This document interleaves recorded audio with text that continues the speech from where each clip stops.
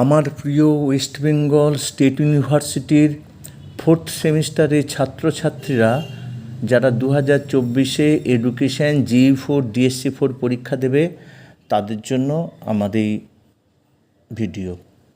আমি অনেক আগেই তোমাদের সাজেশন দিয়ে দিয়েছি, তোমরা কমেন্ট বক্সে উত্তরগুলোর জন্য কমেন্ট করেছিলে, সেই কারণে আমি উত্তরগুলো দেওয়ার চেষ্টা করলাম। তোমরা ভিডিওটা দেখে নাও। উত্তরগুলো সহজ ভাষায় এবং ছোট করে যতটা সম্ভব করার চেষ্টা করেছি। দেখো একবার ভিডিওগুলো। প্রথম প্রশ্ন, যে মূল্যায়নের সঙ্গে পরিমাপের পার্থক্য। সাধারণ দৃষ্টিভঙ্গিতে পরিমাপ ও মূল্যায়ন সম অর্থযুক্ত হলেও এই দুটির মধ্যে যথেষ্ট পার্থক্য আছে।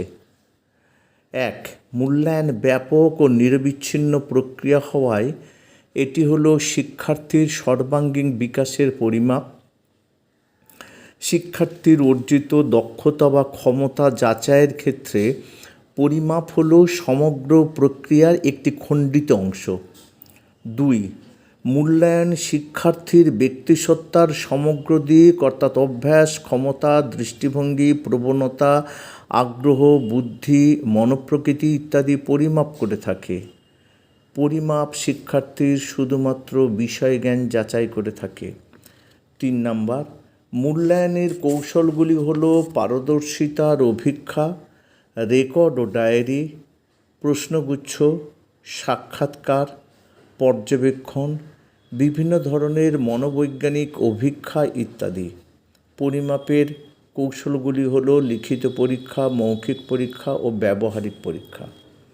4 নাম্বার, মূল্যায়ন হলো একটি ধারাবাহিক প্রক্রিয়া, পরিমাপ হলো একটি বিচ্ছিন্ন প্রক্রিয়া। 5, মূল্যায়ন শিক্ষার্থীর পরিমাপগত দিক ছাড়াও গুণগত দিকটিও পরিমাপ করে থাকে। পরিমাপ শুধুমাত্র শিক্ষার্থীর পরিমাণগত দিক বিচার করে। পরেরটা আছে 2 নাম্বার, সর্বাত্মক পরিচয়পত্রের বৈশিষ্ট্য। এটা সিআরসি কিউমুলেটিভ রেকর্ড কার্ড বা ধারাবাহিক পরিচয়পত্র দিতে পারে, উত্তর একই হবে। 1, সর্বাত্মক পরিচয়পত্র বা কিউমুলেটিভ রেকর্ড কার্ড হলো সর্বাত্মক, বিস্তৃত ও সংগঠিতভাবে তথ্যের বিন্যাস সম্বলিত। 2, এর মুখ্য উদ্দেশ্য হবে প্রত্যেক শিক্ষার্থীকে নির্দেশ দান করা। 3, এই নথি এমন ধারাবাহিকভাবে সংরক্ষিত হবে যা একটি শিশু থেকে শুরু করে উচ্চশিক্ষা এমনকি শিশুর বিদ্যালয়ে পরিবর্তনের কোনো তথ্যই বাদ যাবে না। 4, নথিভুক্ত তথ্য সর্বদা নৈবর্তিক ও নির্ভরযোগ্য হবে। 5, স্থানীয় পরিস্থিতি অনুযায়ী সমস্ত বিদ্যালয়ের রেকর্ড কার্ড এক নিয়ম অনুযায়ী হবে। 6, রেকর্ড কার্ডে কোনো তথ্যের পুনরাবৃত্তি ন্যূনতম হবে। 7, সর্বাত্মক পরিচয়পত্রে তথ্য এমনভাবে বিন্যস্ত হবে যার মুখ্য উদ্দেশ্যই হবে বিদ্যালয় ও শিক্ষার্থীকে অনুশীলন করা। 8, একটি ভালো রেকর্ড কার্ড সবসময় শিক্ষার্থীর ভবিষ্যৎ পরিকল্পনার সহায়ক হবে।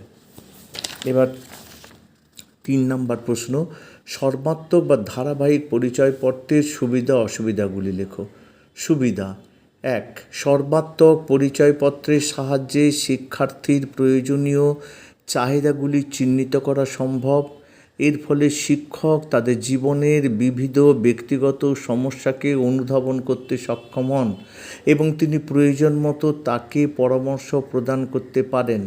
2, এর সাহায্যে শিক্ষার্থী পাঠের কোনো বিষয়ে দুর্বল এবং কোনো বিষয়ে পারদর্শী সেই সম্পর্কে শিক্ষক ওয়াকিবহাল হতে পারেন এবং সেই অনুযায়ী ব্যবস্থা গ্রহণ করতে পারেন। 3, এই ধরনের পরিচয়পত্র শিক্ষার্থীর বিশেষ ক্ষমতাগুলিকে চিহ্নিত করতে বা অবগত করতে সাহায্য করে, যার ফলে শিক্ষক সেগুলির উন্নততর পরিমার্জনের জন্য উপযুক্ত ব্যবস্থা নিতে পারেন। 4, এইরকম বিরোধী বা তথ্যাবলীর তালিকা শিক্ষার্থীর আচরণগত সমস্যা নির্ণয় করতে ও তার সুষ্ঠু সমাধান করতে শিক্ষককে প্রভূত পরিমাণে সাহায্য করে থাকে। 5, সর্বাত্মক পরিচয়পত্র থেকে প্রাপ্ত বিশেষ কাজের প্রতি আগ্রহ দেখে শিক্ষার্থীকে সেই অনুযায়ী পরামর্শ প্রদান করা যেতে পারে। অসুবিধা: 1.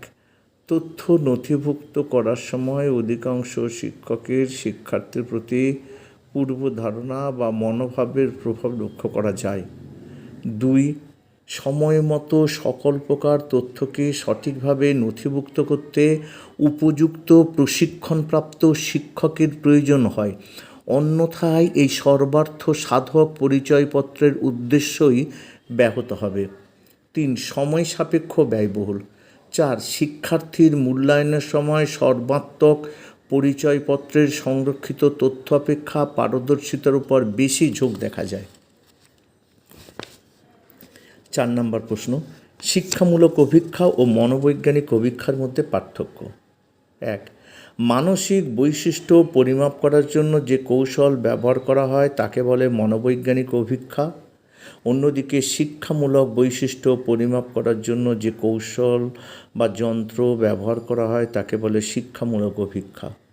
2. মনোবৈজ্ঞানিক অভিক্ষা হলো বিশেষ মানসিক বৈশিষ্ট্যের পরিচায়ক এমন সব প্রতিক্রিয়াসমূহ যা সুনির্বাচিত ও সুবিন্যস্ত উদ্দীপক সমূহের দ্বারা সৃষ্ট হয়।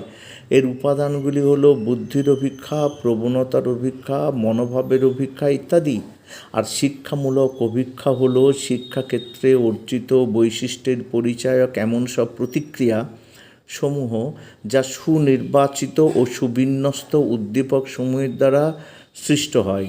এর উপাদানগুলি হলো অর্জিত জ্ঞানের অভিক্ষা, দুর্বলতার নির্ণায়ক অভিক্ষা ইত্যাদি। 3. মনোবৈজ্ঞানিক অভিক্ষাগুলি বিভিন্ন মানসিক প্রক্রিয়ার সঙ্গে যুক্ত, আর শিক্ষামূলক অভিক্ষাগুলি শিক্ষালব্ধ জ্ঞানের সঙ্গে যুক্ত। 4. তাৎপর্যগত দিক থেকে মনোবৈজ্ঞানিক অভিক্ষাগুলি অনেক ব্যাপক এবং শিক্ষামূলক অভিক্ষাগুলি বেশ সংকীর্ণ। এবং সম্যকচ্যুতি বা সম্যক পার্থক্যের 5টা সুবিধা। 1. সম্যকচ্যুতি এটি চলকের প্রত্যেকটি মানের প্রতি সমান গুরুত্ব প্রদান করে। 2. গাণিতিক গড়ের নির্ভরযোগ্যতার মাত্রা সম্যকচ্যুতির মাধ্যমে জানা সম্ভব। 3. চলকের মানসমূহ সামঞ্জস্যপূর্ণ কিনা তাও এর মাধ্যমে জানা যায়। 4. 2 বা তার বেশি সংখ্যা শ্রেণীর পর্যবেক্ষণগুলির ভেদ তুলনা করতে ভেদাঙ্ক সবচেয়ে শ্রেষ্ঠ পরিমাপক হিসেবে ব্যবহৃত হয়, আর এই ভেদাঙ্ক নির্ভর করে সম্যকচ্যুতির ওপর। 5. সম্যকচ্যুতির ব্যবহার খুব বেশি হয় রাশিবিজ্ঞানে আরও বিস্তৃত ব্যাখ্যার ক্ষেত্রে। 6 নম্বর প্রশ্ন, সাক্ষাৎকারের সুবিধা অসুবিধা। সুবিধা: 1. সাক্ষাৎকার একটি নমনীয় পদ্ধতি। এখানে ইচ্ছামতো প্রশ্ন করে সাক্ষাৎকার প্রদানকারীর কাছ থেকে সহজেই সব তথ্য বের করা সম্ভব। 2. এই পদ্ধতিতে প্রশ্নকর্তা খুব সহজে উত্তরদাতার মনের গভীরে পৌঁছাতে পারেন, আর এর ফলে উত্তরদাতা প্রশ্নের উত্তর দিতে কোনো সংকোচ বোধ করে না। 3. জটিল প্রশ্নকে সহজ করে বুঝিয়ে দেওয়ার সুযোগ থাকায় সাক্ষাৎকার গ্রহণকারী উত্তরদাতার কাছ থেকে সব ধরনের প্রশ্নের উত্তর আশা করতে পারেন। 4. এই পদ্ধতিতে সামনাসামনি তথ্য সংগ্রহ করা হয় বলে তথ্য সংগ্রহ ছাড়াও উত্তরদাতার আচার আচরণ, কথাবার্তার ধরন, ভাবভঙ্গি ইত্যাদি সম্পর্কে প্রয়োজনীয় ধারণা পাওয়া সম্ভব হয়। 5. সাক্ষাৎকার পদ্ধতিতে সামনাসামনি অনুষ্ঠিত হওয়ার জন্য উত্তরদাতার পক্ষে প্রতারণা করা সম্ভব হয় না। অসুবিধা: এই পদ্ধতিতে যথেষ্ট নিয়ন্ত্রণের অভাব পরিলক্ষিত হয়। 2. কোনো ঘটনা পর্যবেক্ষণ করে তার সম্বন্ধে তাৎপর্য নির্ণয় করা একটা দুরূহ ব্যাপার। 3. সংবেদনশীল বিষয়ে এই পদ্ধতি খুব বেশি কার্যকরী হয় না। 4. অধিকাংশ ক্ষেত্রেই পর্যবেক্ষকের পক্ষপাত দুষ্টতা লক্ষ্য করা যায়। 5. এই পদ্ধতিতে নমুনার আকার খুব ছোট হয় বলে তথ্য সংগ্রহের ভিত্তিতে তাৎপর্য নির্ণয় সবসময় নির্ভরযোগ্য হয় না। যদি ভিডিওটি ভালো লেগে থাকে অবশ্যই বন্ধুদের মধ্যে শেয়ার করে তাদেরও জানতে সাহায্য করবে। আর একটা কথা আমি আবারও বলছি, যারা এখনও পর্যন্ত আমার চ্যানেলে সাবস্ক্রাইব করনি তারা চ্যানেলটিকে সাবস্ক্রাইব করে পাশে থাকা বেল আইকনটিকে বাজিয়ে সমস্ত নোটিফিকেশান অন করে রাখবে, যাতে যে কোনো ধরনের ভিডিও, যে কোনো ধরনের মূল্যবান তথ্য তোমাদের কাছে প্রথম পৌঁছে যায়। আজ এই পর্যন্ত, আবার দেখা হবে পরবর্তী কোনো ভিডিওতে।